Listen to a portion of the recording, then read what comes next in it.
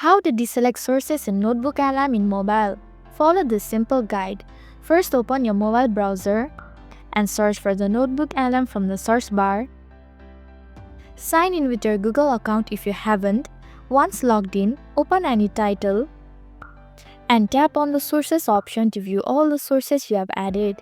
Now click on any source you want to deselect. This will uncheck it. If you want to deselect all the sources at once, tap on the Select All Sources button, which will uncheck every source in your notebook. Additionally, for the sources you no longer need, tap and hold on the source. Tap the three-dot icon.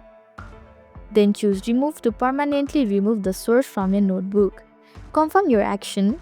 After deselecting or removing the sources, make sure to double-check the list to confirm that the sources are no longer selected. Hence, this step should help you efficiently deselect sources in NotebookLM.